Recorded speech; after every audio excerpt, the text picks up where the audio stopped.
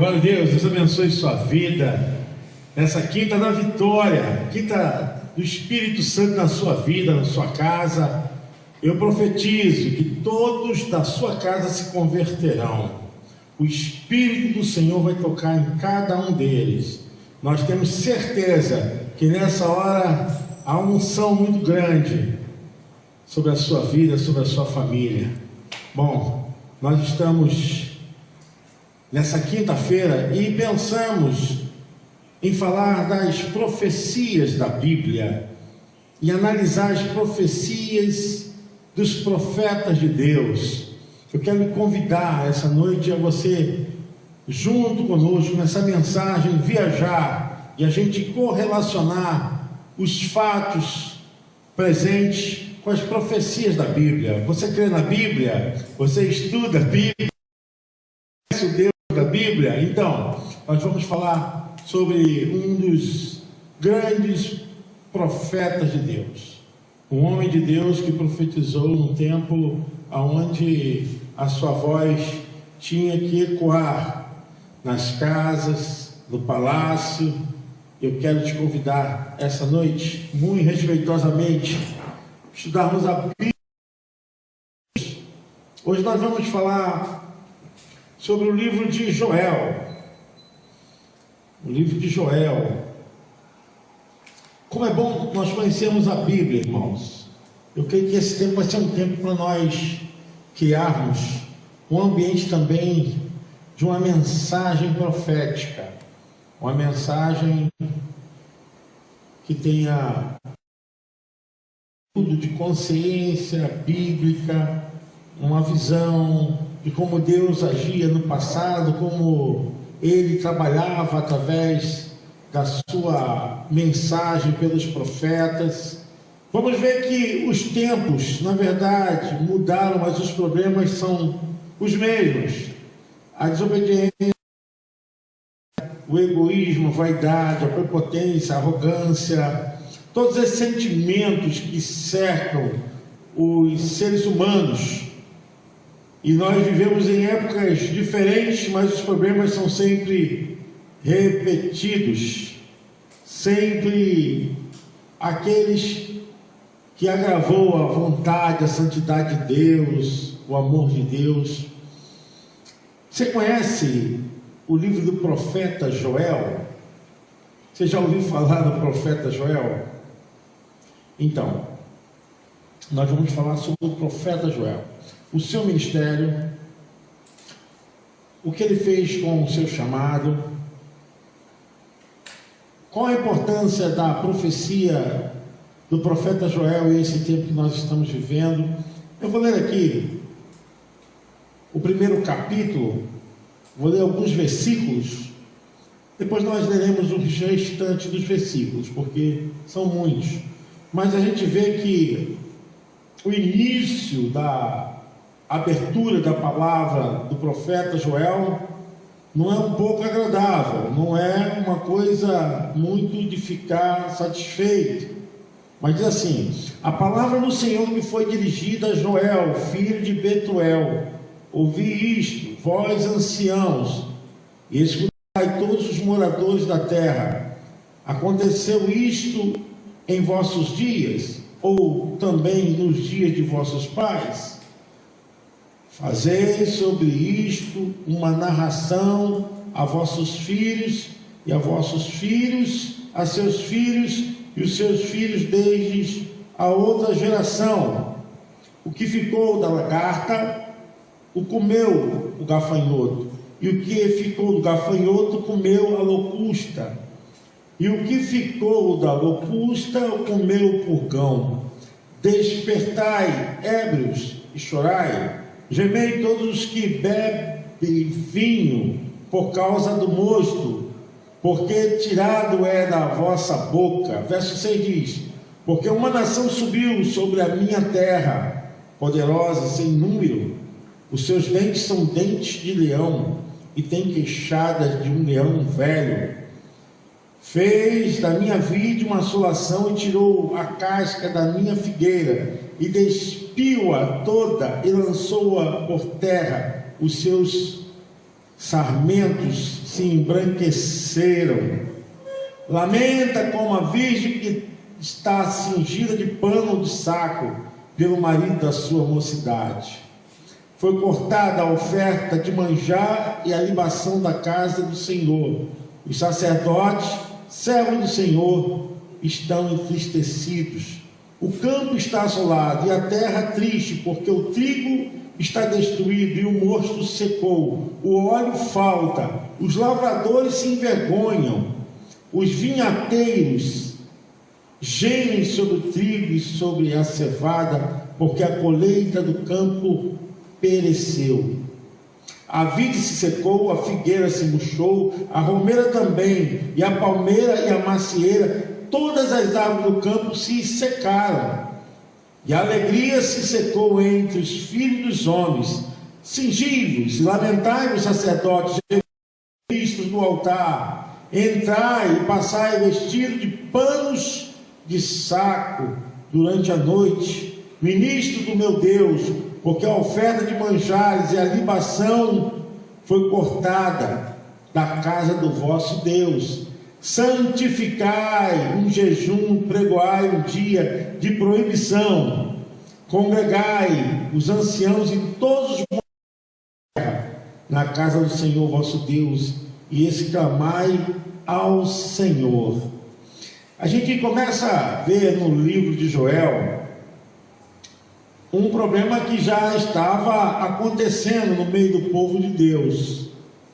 Joel começa a sua pregação, ela tem um teor muito forte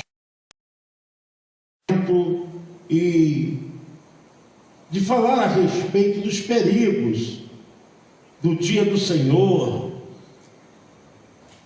A palavra de Joel está cercada de uma convicção de que Deus não poupará enquanto o povo não se consertar, enquanto as pessoas não entenderem que fazer a sua vontade é muito mais importante.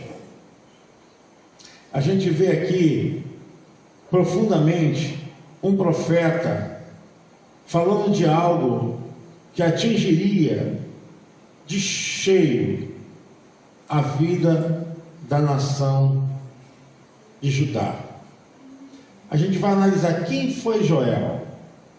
Joel, a Bíblia não traz a descrição de datas e muito pouco a seu respeito. A gente sabe que ele é um profeta, filho de Betuel, mas não tem a data do seu profetismo. Sabemos que ele está fazendo o seu profetismo para a nação, e nesse profetismo a gente percebe que Joel tem uma preocupação só, é falar daquilo que Deus havia mandado avisar ao povo. O povo já estava experimentando uma escassez tão profunda, porque já havia desobediência. O povo havia se afastado de Deus.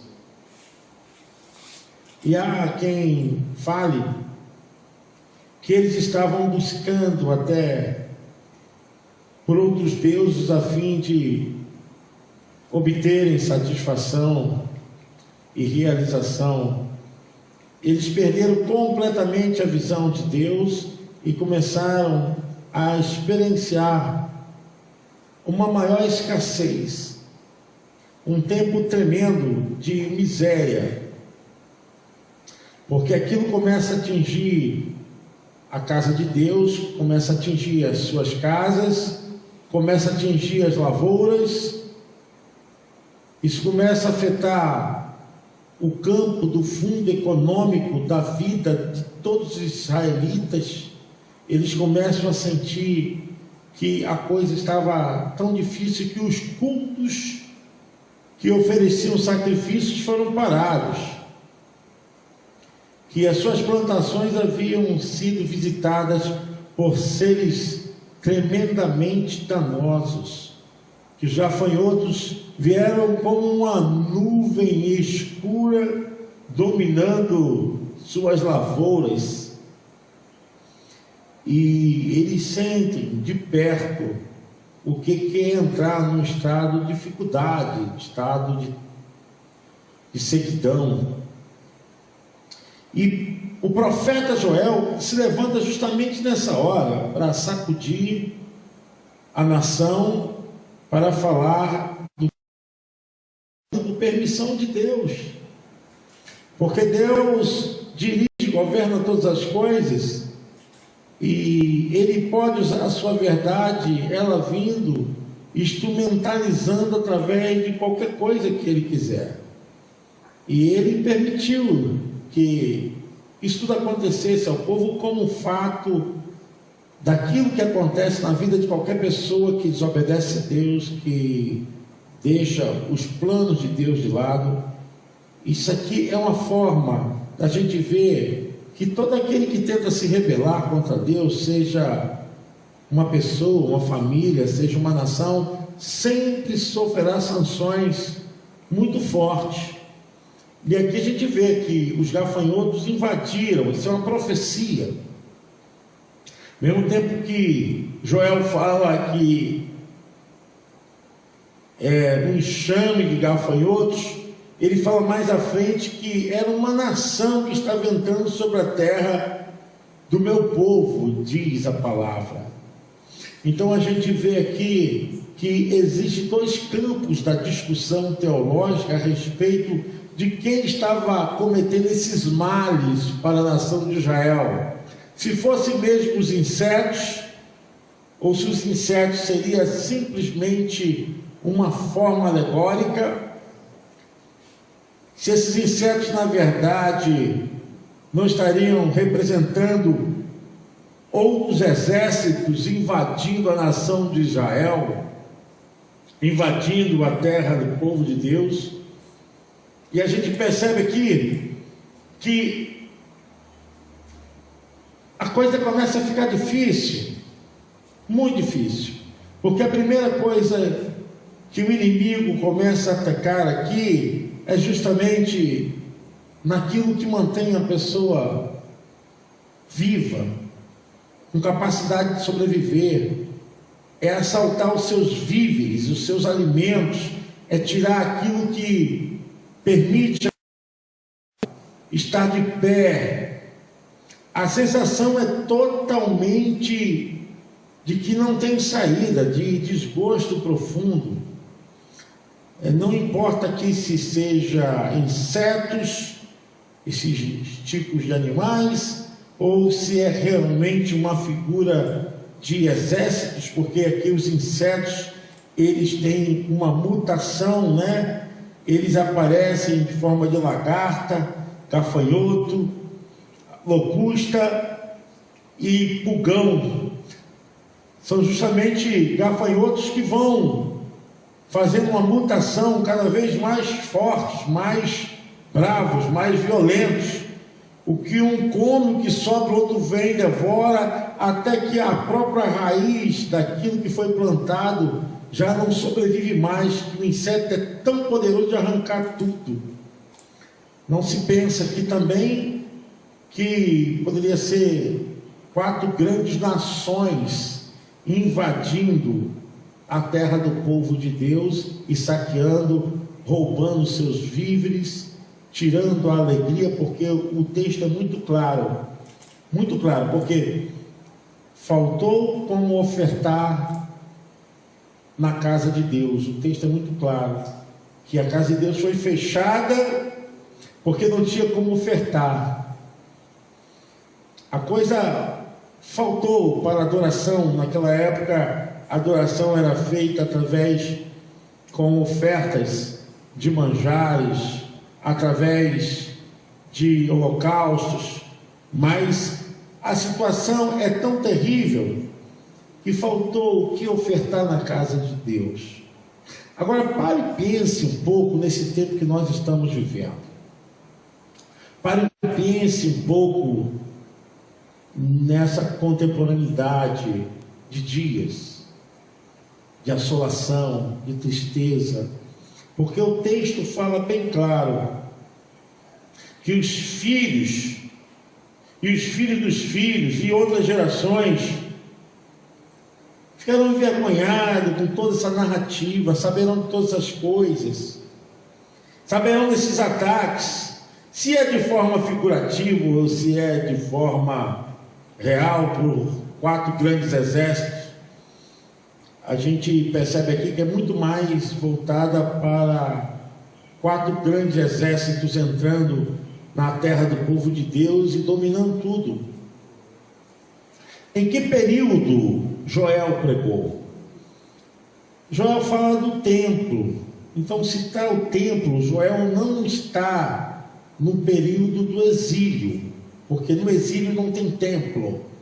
No exílio tem castigo, tem terra estranha, tem lugar que não é a pátria. No exílio não tem liberdade. Então, quando ele fala aqui do templo, da casa de Deus, então ele não está falando do período do exílio na Babilônia, e nem tampouco desse período que o rei da Pérsia permite, depois que domina a Babilônia, o povo sair, porque o templo não estava construído. Entre o período do rei da Pérsia, Ciro, até a construção do segundo templo, ali não aparece Joel. Mas que nós temos referência de que Joel apareceu depois da construção do segundo templo, que não é o templo de Salomão, é o segundo templo, com uma formosura bem mais, não dá para assemelhar, bem menor, com capacidade muito aquém do primeiro templo que foi construído por Salomão. Esse período aí justamente que Joel, ele começa a pregar, porque a gente percebe que a nação havia começado a entrar numa condição de desobedecer a Deus. Então o texto fala desse período, que é um período de dor. Diz o versículo 5: despertai, ébrios, e chorai, gemei todos os que bebeis vinho, por causa do mosto, porque tirado é da vossa boca. Aqui a gente não pode pensar de uma forma literal, de que realmente sejam pessoas ébrias, viciadas e bebidas com álcool, porque Joel, ele é um profeta também voltado para a poesia. Ele consegue trabalhar as coisas sérias com ironia. Ele consegue trabalhar aquilo que deveria ser feito e trazer um realce de ironia e de brincadeira. Porque quando ele fala a respeito de ébrios, de pessoas que estão dedicadas ao vinho, pessoas que estão vocacionadas a perder a consciência, aqui não é de uma forma literal, porque não havia nem vinho. A questão aqui é que quando a pessoa está num nível tão grande de desobediência a Deus, quando a pessoa está no nível de rejeitar a palavra de Deus, a vontade de Deus, o estado dessa pessoa em relação a Deus é de uma perda de consciência, é de uma incapacidade de entender aquilo que Deus está falando. Assim estava o povo, e Joel chama o povo dessa forma: despertem, ébrios. A pessoa, ela entra numa loucura, numa vertente contra a palavra de Deus, que a sua consciência fica cauterizada, ela não consegue enxergar o que Deus está falando, o que Deus... Porque nesse momento eles estavam recebendo um castigo por aquilo que eles haviam plantado, por aquilo que eles haviam germinado em seus corações. E o texto é muito claro: olha, subiu uma nação sobre a minha terra, uma nação poderosa e sem número. Sem número. E é muito terrível aqui, porque quando fala de um exército que se levanta contra o povo de Deus, sem número, e o texto é muito claro: os seus dentes são dentes de leão e tem queixadas de um leão vermelho. É um aspecto daquele que tem vontade de destruir e de esmiuçar tudo que vê pelo caminho. A característica aqui dessa nação que se levanta contra o povo de Deus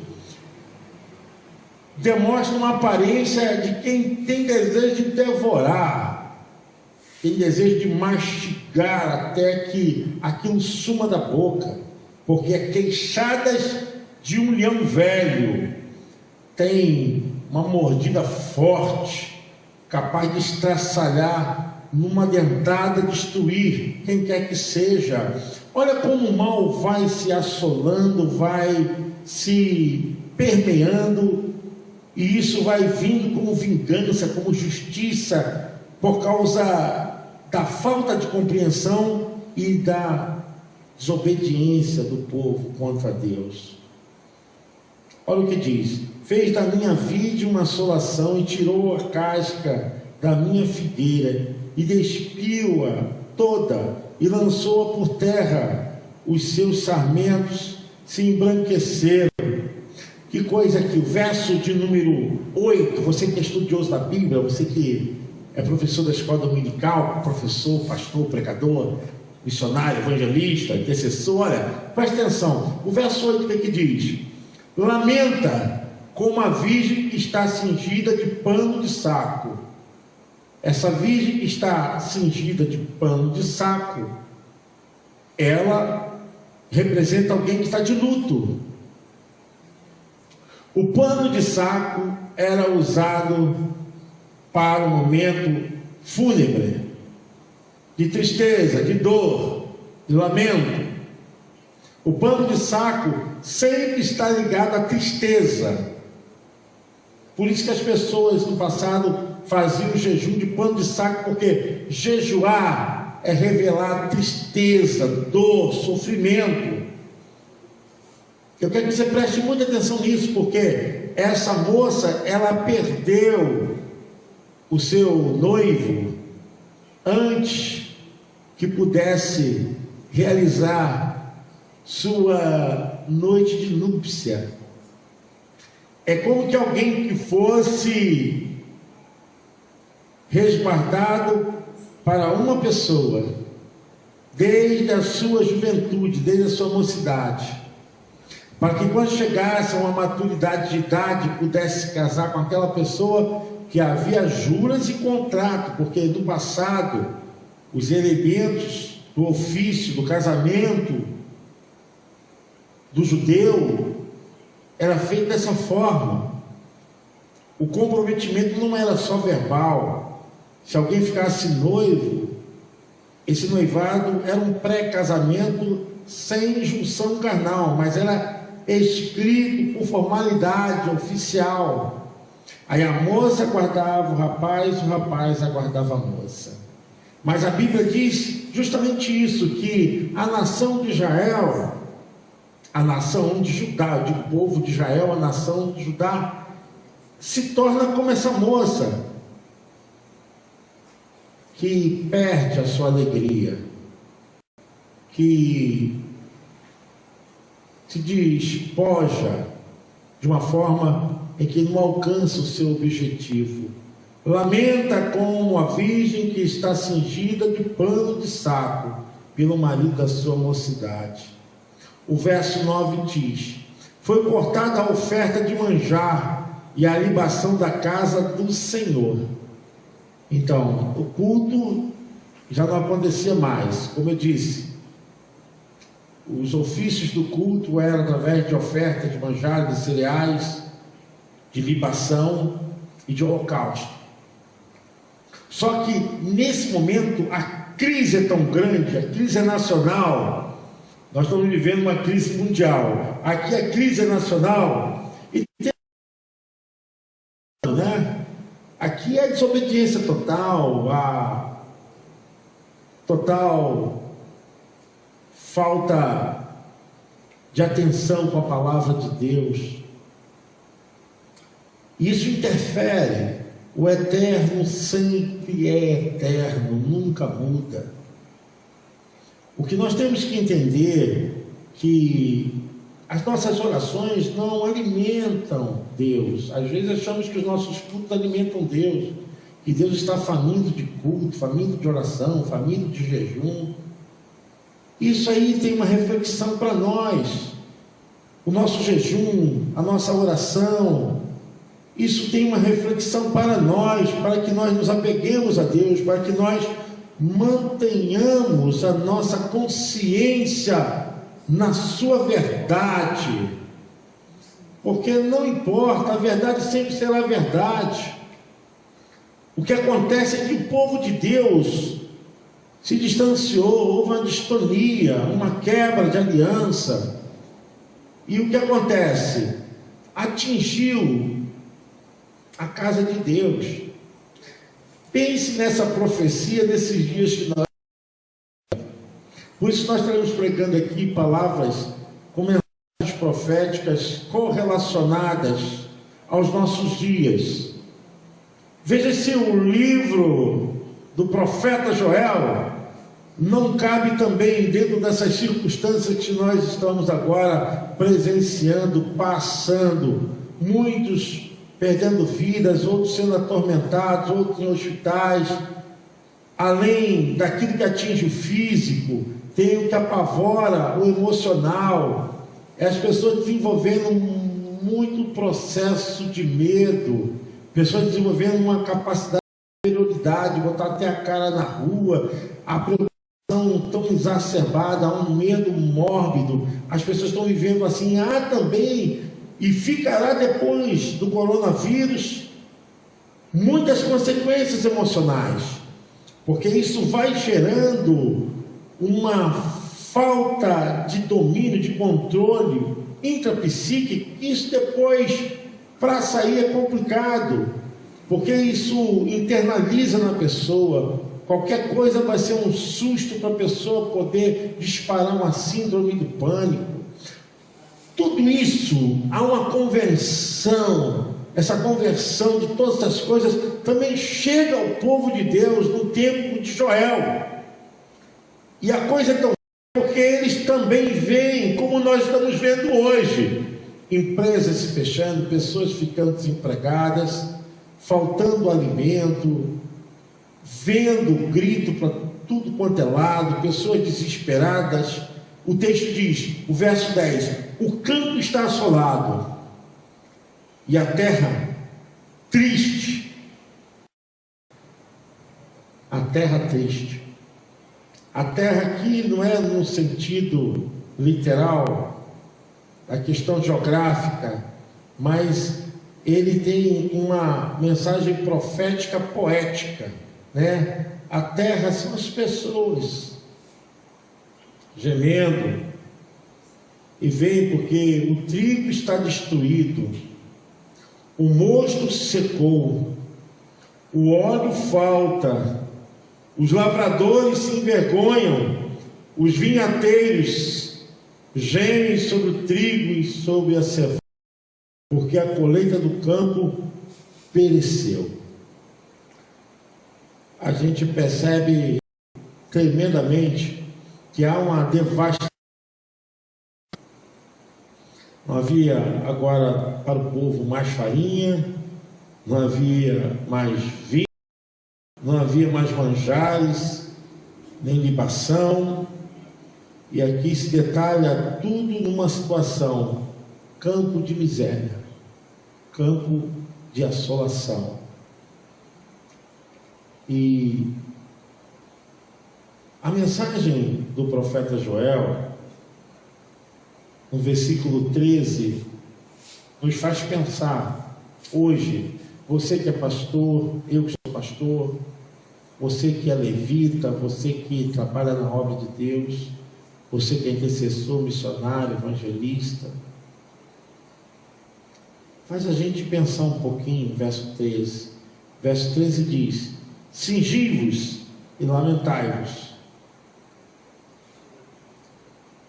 Sacerdotes, gemei, ministros do altar,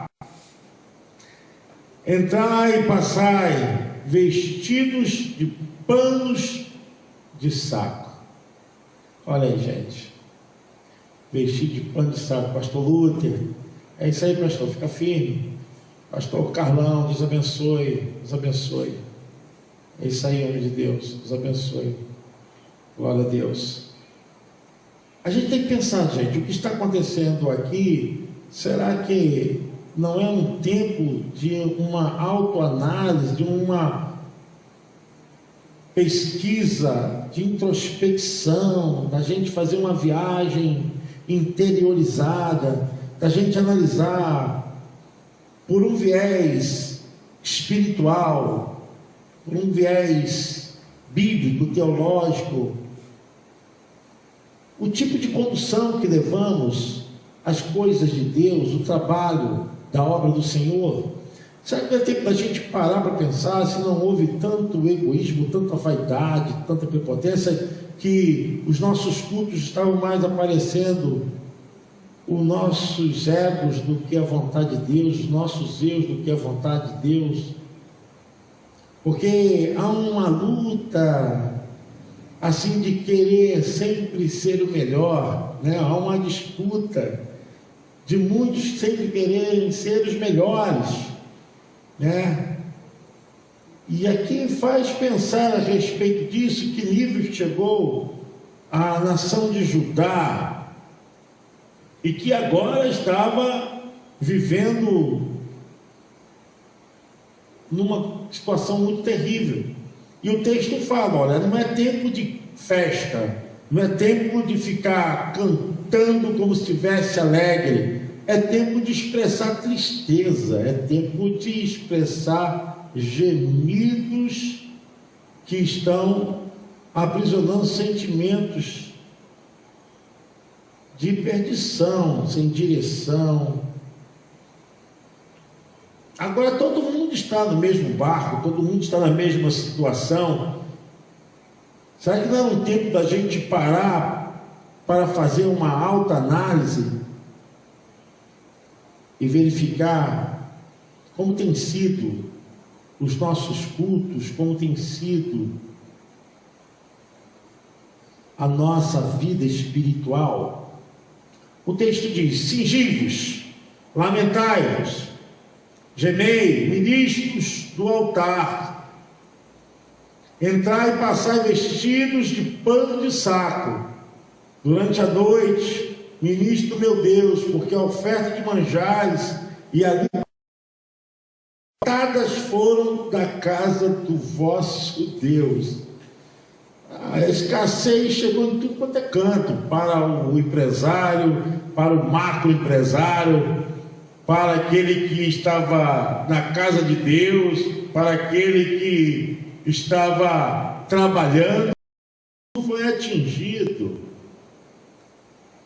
E aqui o profeta fala: porque agora é tempo de se vestir com pano de saco. Pano de saco.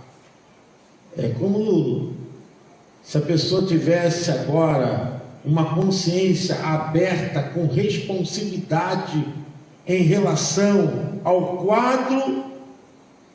E quem é Deus? Senhor, a situação é essa, nós geramos isso tudo, nós produzimos isso tudo, Senhor, tudo aconteceu por nossa culpa. Essa consciência de responsividade, porque é responsabilidade mental, responsabilidade de compromisso, responsabilidade. Eu tenho responsabilidade. Se cair alguma coisa aqui, eu botar minha mão, isso é responsabilidade. Eu não vou botar minha mão no fogo, porque eu tenho responsabilidade mental. Eu não vou enfiar a faca na minha mão, porque eu tenho responsabilidade. Isso se chama responsabilidade mental. Então, Parece que a embriaguez, a forma que o povo estava dominado, dopado pela arrogância, arrotando estupidez, no jejum, o pano de saco, parece que esse álcool destilado por esses sentimentos é desfeito, traz a pessoa uma responsividade. Deus, só tu podes mudar. É aquela coisa que você não adianta lutar, não adianta você tentar lutar fazendo errado. O errado sempre vai dar errado. Eu nunca vi o errado dar certo. Então é essa a mensagem do profeta Joel: olha, despertem, porque o errado vai dar errado, gente. Povo de Deus, o errado vai dar errado. É hora de fazer um jejum de humilhação, de gemer. É gemer, chorar. O texto no hebraico diz chorar mesmo, é prantear. É tirar vestido de brilho, roupa de brilho. A gente não vai para a festa. A gente vai agora para um estado de meditação, de introspecção e de abertura do céu, chegar até a nossa consciência, a vontade de Deus. O texto diz: vestidos de panos de saco. Esse vestido aqui não é que Deus quer liturgia. Deus não é Deus de liturgia. Irmãos, parem com isso. O pessoal vai pensar que aqui é questão de formalização ritualística. Não tem nada a ver. A gente vai ver isso estudando o livro de Joel mais lá na frente, que Deus fala para eles: olha, eu não quero que vocês fiquem agora rasgando as vossas roupas, eu quero que vocês rasguem outra coisa. Eu quero que você entenda que a gente pode fazer essa comparação do que está acontecendo e o nosso papel como igreja, como povo. Qual o nosso papel diante disso? Qual o nosso papel diante dessas coisas? E o texto diz: porque a oferta de manjares e a libação cortadas foram da casa de vosso Deus. Imaginem vocês, quem conhece toda a liturgia do Velho Testamento, no ofício do sacrifício, vai entender o que eu vou falar. Os sacerdotes ficavam permanentemente dentro da casa de Deus. Permanentemente. A casa de Deus não fechava. A casa de Deus ficava aberta. O povo chegava para ofertar, para dar culto a Deus. Aquilo era de forma contínua. Mas chegou um tempo de escassez tão grande, eu fico correlacionando esses dias, que a casa de Deus, lá em Joel, fechou. Lá na nação de Judá, fechou.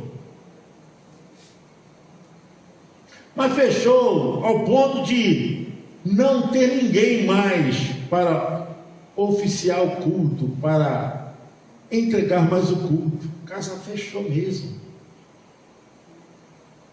Cortadas foram da casa do vosso Deus. Você vê, para a coisa atingir a casa de Deus, porque a primeira coisa em lutas e problemas, em dificuldades,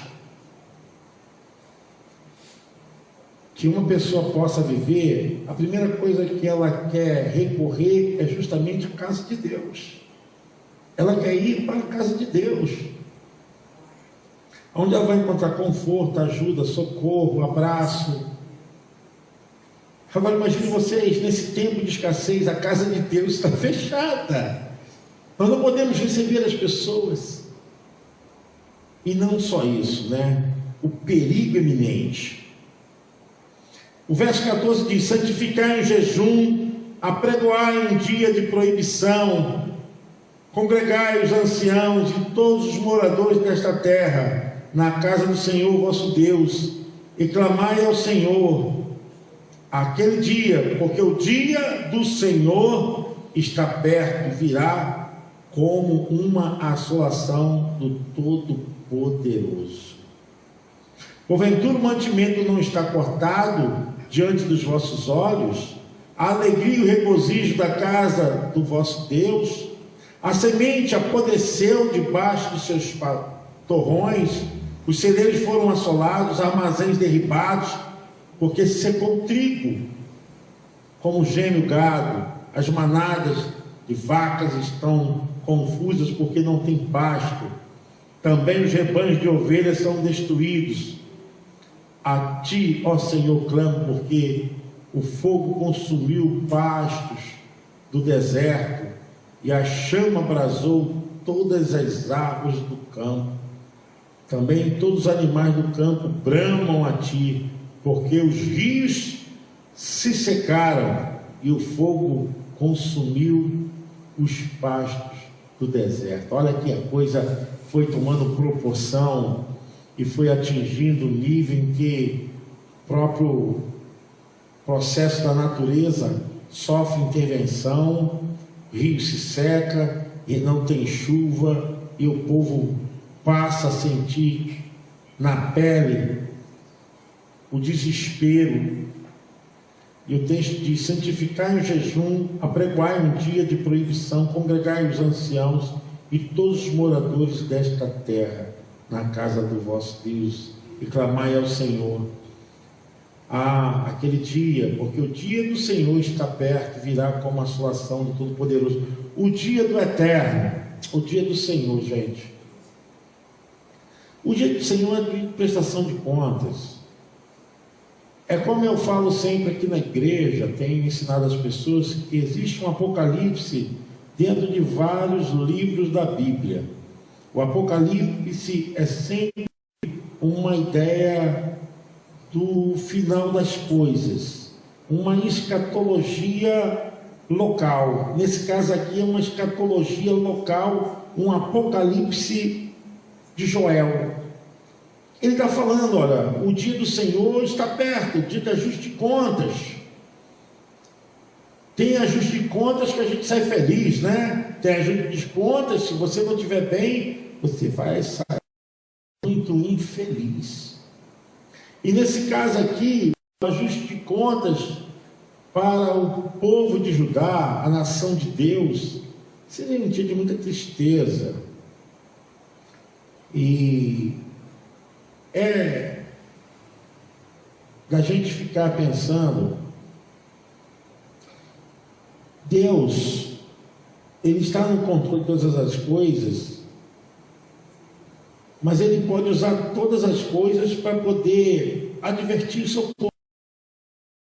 O que a igreja tem que entender, e muitas vezes eu ouvi isso, que crente não passa necessidade, crente não passa dificuldade, crente não fica desempregado, crente não fica doente, crente...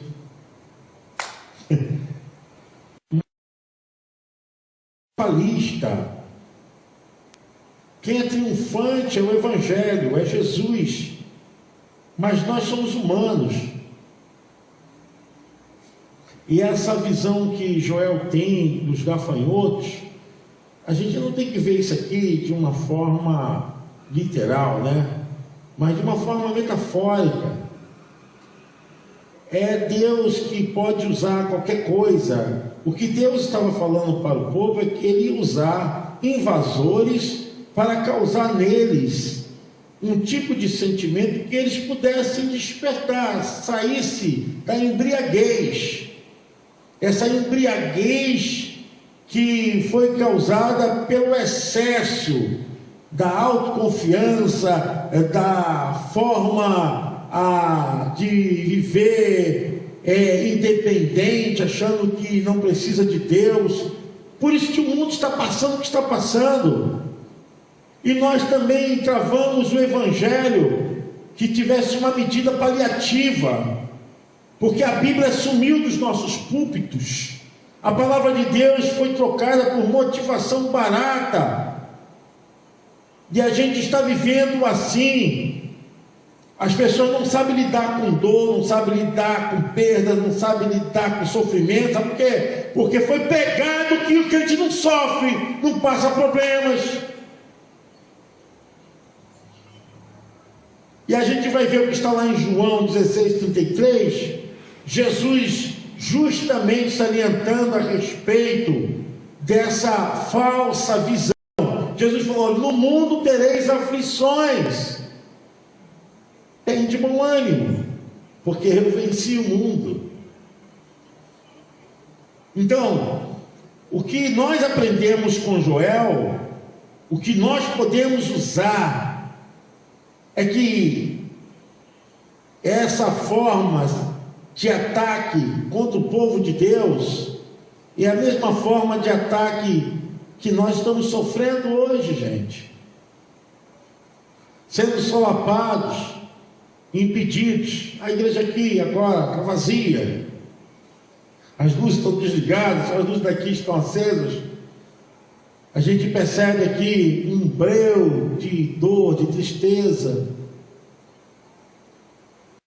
Fora as outras igrejas, às vezes nós fazemos tantas coisas aqui, mas será que tudo isso estava agradando a Deus? Será que tudo isso estava conforme a vontade de Deus?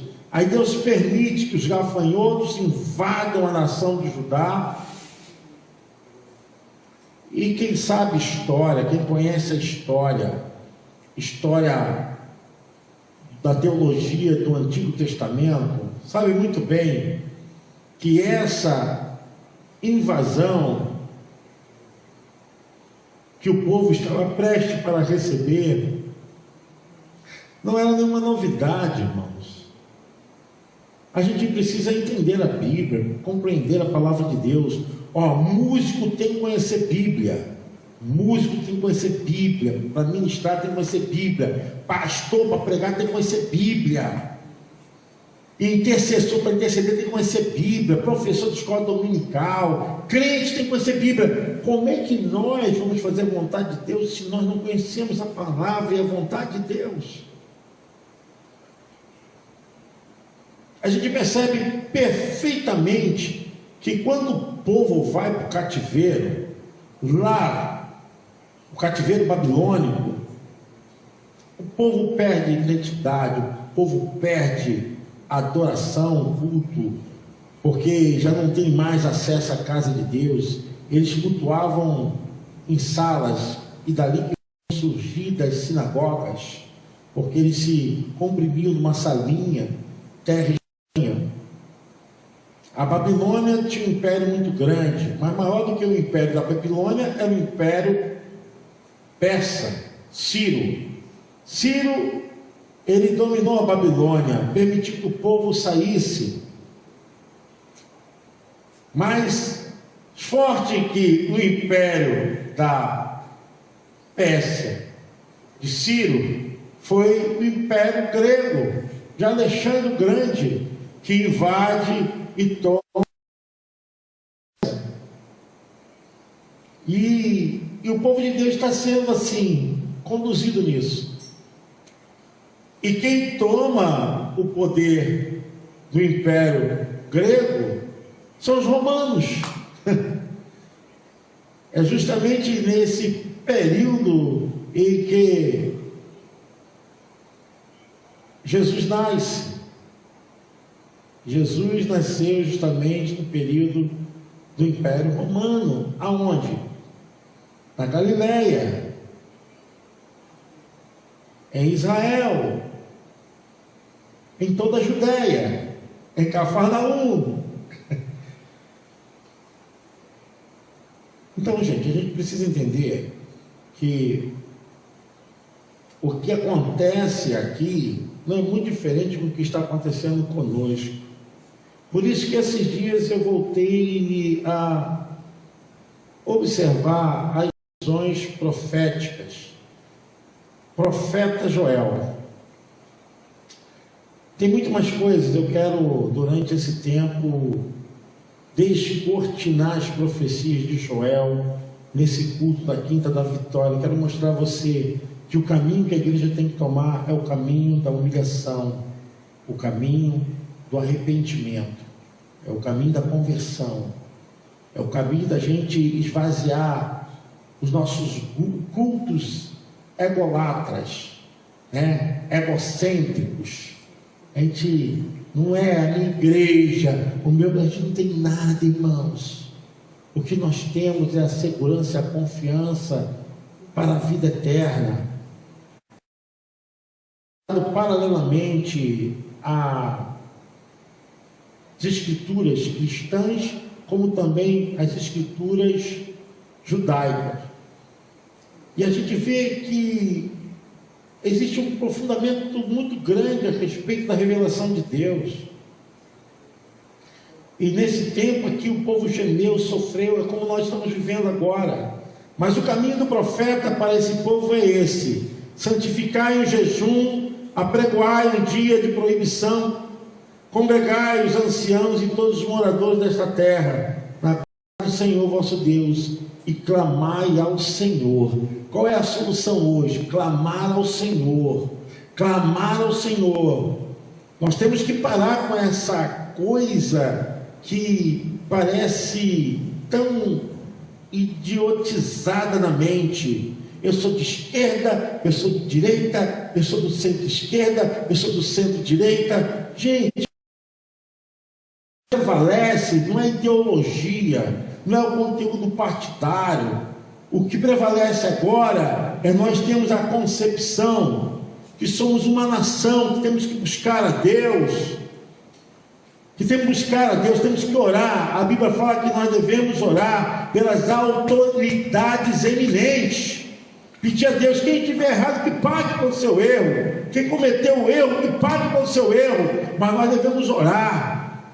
Quem estiver fazendo coisas que não presta, que seja destituído, seja retirado, exonerado, seja o que for, mas nós temos que, como povo de Deus, nos unir, santificar as nossas vidas,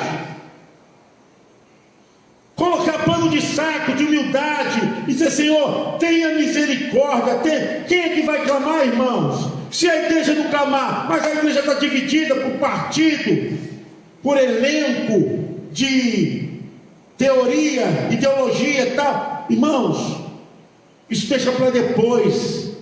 Agora é hora de buscar todo mundo se vestir de pano de saco, não literalmente, mas dentro da consciência, da alma. A gente tem que parar com essa besteira de ficar apontando o dedo para os outros. Temos que enxergar como igreja, como povo que enxerga as coisas espirituais. Que Deus tenha misericórdia de nós, porque a nossa terra está sendo assolada, a nossa figueira está sendo assolada, os mantimentos, agronegócios estão sendo assolados, o nosso país está sendo assolado. Até quando a gente vai manter essa soberba, essa arrogância? Nós somos povo de Deus, não somos povo do infeliz, do diabo, nós somos o povo de Deus. Temos que pregar e viver a palavra. Joel clama isso, e Joel fala para o alto escalão da igreja. Chama os anciãos, chama os sacerdotes. Depois ele fala para todos. O primeiro a fazer isso tem que ser os sacerdotes, os anciãos da casa de Deus. Depois sim, a gente vai ensinar a nação como tem que ser. E a gente continua no próximo encontro, se Deus quiser, na Quinta da Vitória, dando a mensagem profética do profeta Joel. Nós vamos tentar falar sobre todas as dias desse livro, analisando ponto por ponto, mensagem por mensagem, peças figurativas, alegóricas, mensagens que era para o tempo de Joel, mensagens que ficou aberta, porque Deus também tem profecias que é atemporal. Pastor, o que é isso? É profecia para todos os tempos. Profecia para todos os tempos. porque ela prefigura a vontade e a verdade de Deus. Então, essa é a profecia atemporal. Eu quero que você fique ligado, convide o irmão, a irmã, próxima quinta-feira, estarmos juntos com a mensagem profética do livro Joel. Nós vamos orar, vamos falar com Deus, enquanto eu bebo um pouquinho d'água. Vamos falar com Deus, vamos orar.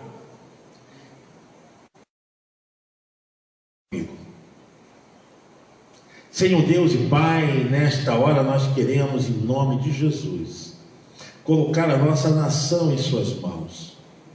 Pai, eu estou agora pregando para irmãos, crentes, servos de Deus. Nós somos um só povo. O que menos interessa, Senhor, é a fachada do nome da igreja, porque a igreja, ela é universal, Senhor, invisível, ela está ligada.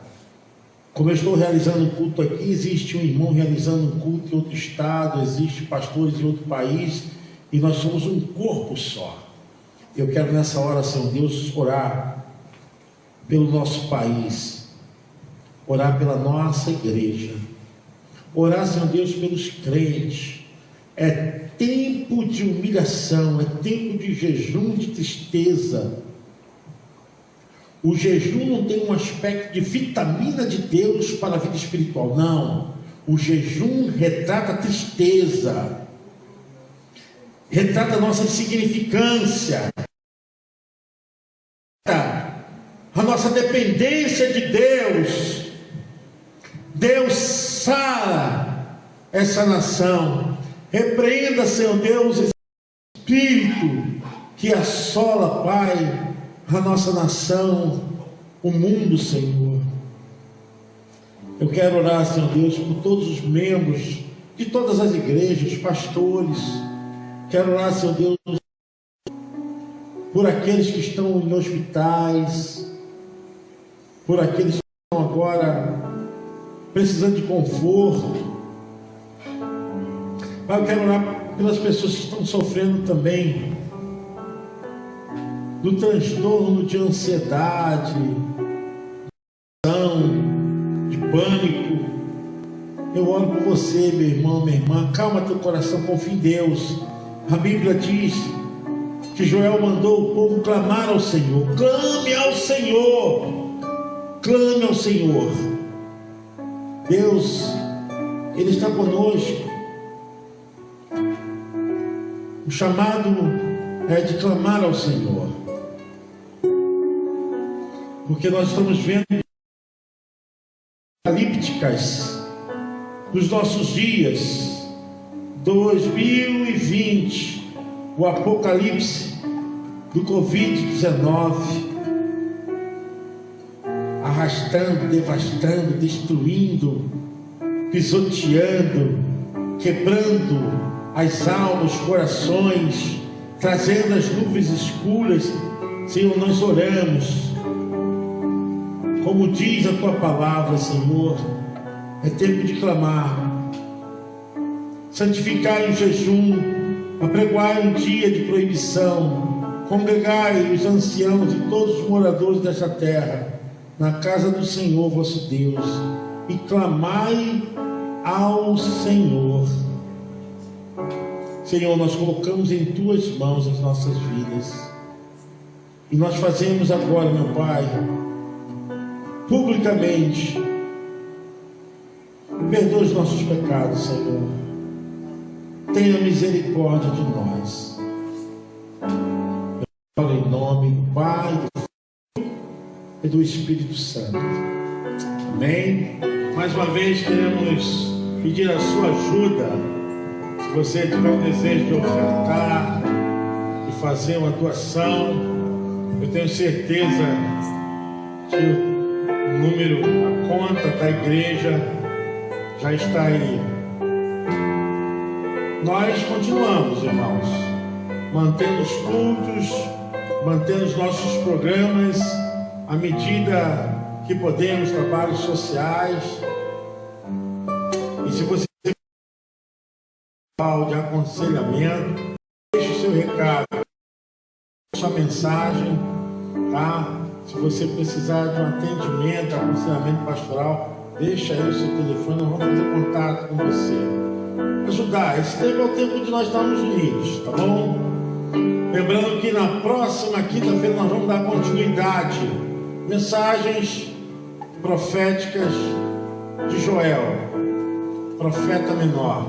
Tem muita coisa para a gente falar e vamos correlacionar a esse momento que nós estamos vivendo. Voltarmos para Deus, tá bom? Deus te abençoe. Muito obrigado, Vinícius. Obrigado, Deus. Xandão. Obrigado a você. Deus abençoe sua vida. Sabendo que se Deus é por nós, quem será contra nós?